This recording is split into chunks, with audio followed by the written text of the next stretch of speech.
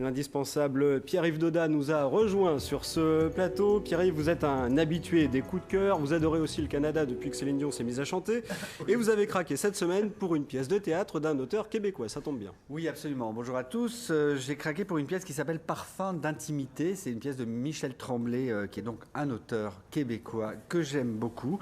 Et il n'y a pas que Céline Dion que j'aime beaucoup au Québec. C'est une pièce à deux personnages.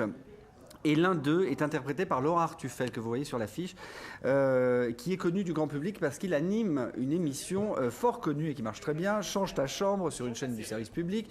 Alors bon, moi j'y suis allé, ce que le grand public sait moins, c'est qu'il est aussi comédien, et il le prouve dans cette pièce. Moi j'y suis allé un petit peu avec plein d'a priori, bien entendu, en me disant encore un animateur qui veut devenir comédien, et puis pas du tout. Comme il a une formation de comédien, c'est plutôt un comédien qui fait l'animateur pour gagner sa vie, et qui m'a vraiment agréablement surpris.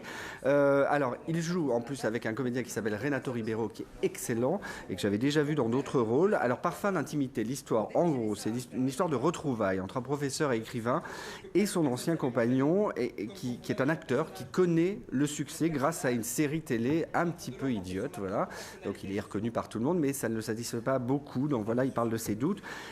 Ces retrouvailles, c'est l'occasion pour ces deux personnages de révéler leurs doutes, de régler leurs comptes, de se confier. Le texte est vraiment brillant, hein. Michel Tremblay est vraiment plutôt doué, hein. C'est un auteur que je vous invite évidemment à lire et à voir donc dans Parfum d'intimité. Il a écrit cette pièce en 1981, mais évidemment les thèmes sont intemporels, puisque c'est l'amour, le couple, la réussite, le besoin de reconnaissance, le besoin de notoriété aussi, voilà. C'est à l'Espace Comédia dans le 20e arrondissement. C'est un tout petit théâtre, voilà, que je vous recommande aussi. C'est du vendredi au lundi, très important. Il joue le lundi soir. C'est rare pour les théâtres. C'est jusqu'à la semaine prochaine, et ensuite ils seront à Avignon Festival, dans une salle qui est assez connue des gens qui connaissent Avignon. C'est la Luna, qui se trouve rue Séverine. C'est du 10 juillet au 2 août. Voilà. On part maintenant dans le nord de l'Île-de-France, dans le 9-3, pour un festival qui s'adresse aux